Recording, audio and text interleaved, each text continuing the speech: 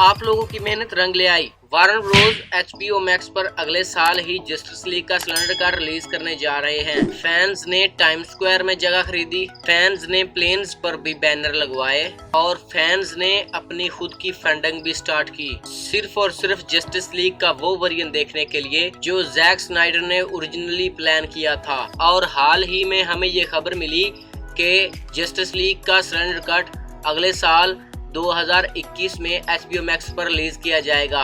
पर अब सवाल यहाँ ये है कि ये सब कुछ कैसे पॉसिबल हुआ, हम फैंस इससे क्या कुछ एक्सपेक्ट कर सकते हैं, और सबसे ज्यादा इम्पोर्टेंट बात कि इस सिलेंडर कट का आने वाले DCEU पर क्या असर पड़ेगा। तो गाइज, मेरा नाम है तुकीर अहमद खिची और आज हम बात करने जा रहे हैं अगले साल रिलीज होने वाले जस्टिस लीग के सिलेंडर कट के बारे में।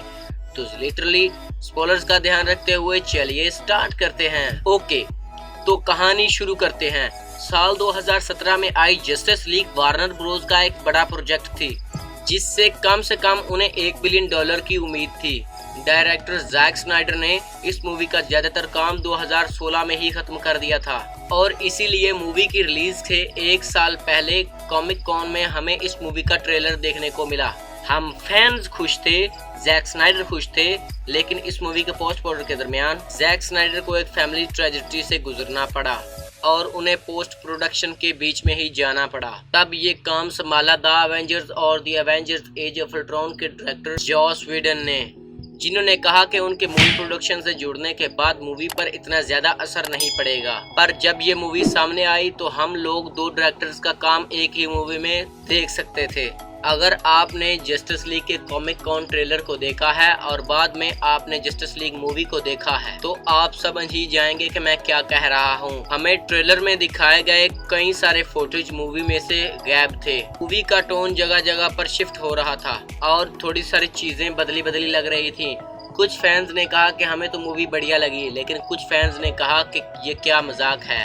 पर कुछ फैंस ने कुछ नहीं कहा, वो निकल गए वार्नर ब्रोस से स्नाइडर कट की डिमांड करने के लिए। इन फैंस ने 2017 में आई जस्टिस लीग के बारे में कुछ नहीं कहा, इन्होंने सिर्फ ये कहा कि हमें सिर्फ स्नाइडर कट दिखा दो। और मामला और आगे बढ़ा जब जैक स्नाइडर खुद इस मामले के लिए आगे आए। उन्होंने कई प्लेटफॉर्म्स पर बताया कि स्नाइडर कट एग्जिस्ट करता है और फैंस को मोटिवेट किया इसके लिए। और ऐसा नहीं है कि सिर्फ फैंस ही स्नाइडर कट के बारे में डिमांड कर रहे थे, मूवी के कैरेक्टर भी इस इनिशिएटिव के लिए सामने आए। वंडर वुमन, बैटमैन और एक्वामैन ने इस बात की डिमांड की कि स्नाइडर कट लोगों के सामने आना चाहिए। और अब जाकर मूवी के रिलीज होने के 2 साल बाद ये अनाउंस किया गया कि फैंस जो चाहते थे वो होने जा रहा है। पर किसी मूवी के स्नाइडर कट को इतना टाइम कैसे लग सकता है सामने आने में? जो लोग नहीं जानते मैं उन्हें बता दूं कि मूवी का स्नाइडर कट नॉर्मली ऐसा लगता है और फैंस तो ये भी देखने के लिए तैयार थे। पर HBO मैक्स इस कट को एडिट करने में, विजुअल इफेक्ट्स डालने में और पोस्ट प्रोडक्शन के लिए 20 से लेकर $30 मिलियन तक खर्च करके ये मूवी हमें अगले साल दिखाएगा। इतना सब कुछ फैंस के लिए, लेकिन मेरे माने तो ये सब कुछ प्री प्लान लग रहा है। HBO मैक्स के स्नाइडर कट को रिलीज करने का बहुत सेंस बनता है, क्योंकि जस्टिस लीग के इस वेरिएंट से इस नई लॉन्च हुई स्ट्रीमिंग सर्विस को बहुत फायदा होगा। जहां पर ज्यादा लोग इस कट को देखना चाहते हैं, वहीं पर ज्यादा लोग इसके लिए साइन अप करेंगे। प्लस जेसन मोमोआ को छोड़कर इस इनिशिएट में पार्ट लेने वाले दूसरे एक्टर्स अपना सोशल मीडिया खुद हैंडल नहीं करते, जिसका मतलब गैल गैडोट और बैटमैन की सोशल मीडिया टीम को वार्नर ब्रोस ने इस स्नाइडर कट के बारे में अपलोड करने को कहा हो। तो इन सारी बातों का क्या मतलब बनता है? तो मेरी प्री प्लान वाली बात का सिंपल सा मतलब ये बनता है कि ये कट जबरदस्त होगा।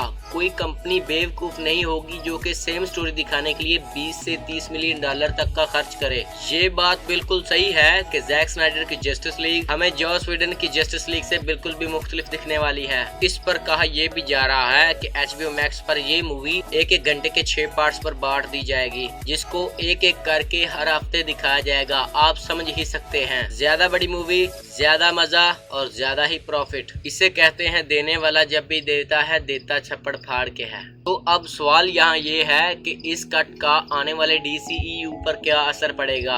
अगर सही बात कही जाए तो ये कट डिपेंड करता है ऑडियंस के रिएक्शन पर। अगर रिएक्शन मिक्स रहे तो जैसा चल रहा है वैसा ही चलेगा। जो मूवीज जैसे प्लान की गई हैं वैसे ही रिलीज होंगी। पर अगर रिएक्शन छप्पड़ फाड़ रहा मेरा मतलब है कि अगर ऑडियंस इस कट को देखकर हिल गए तो बहुत सारी चीजें बदल जाएंगी, क्योंकि जैसा कि जैक स्नाइडर ने पहले ही बता दिया है कि इस कट में और भी बहुत सारे कैरेक्टर्स इंट्रोड्यूस किए जाएंगे, जैसे Martian Manhunter, Green Lantern, Atom और डार्क साइड जैसे बड़े कैरेक्टर। तो इन कैरेक्टर्स के आगे आने वाली मूवीज में दिखने के चांसेस काफी बढ़ जाएंगे, जिससे एक नया DCEU स्लेट हमारे सामने आए। तो गाइज, ये थी वीडियो जस्टिस लीग के अगले साल आने वाले स्नाइडर कट के बारे में। ये वक्त है खुशी मनाने का। वैसे मैं तो इस स्नाइडर कट में ग्रीन लैंटर्न को देखकर बहुत ही खुश होऊंगा। और आप भी मुझे बताइए कि आप इस स्नाइडर कट में किस कैरेक्टर का बेसब्री से ज्यादा इंतजार करेंगे। पर फिर भी अगर हमसे कोई डिटेल मिस हो गई हो या आपके पास कोई नया फैक्ट है इस वीडियो से रिलेटेड, तो प्लीज हमें कमेंट्स में जरूर बताइएगा। Thank you guys. मेरा नाम है तुकीर अहमद किची और आप देख रहे हैं super transporter YouTube channel. Signing off.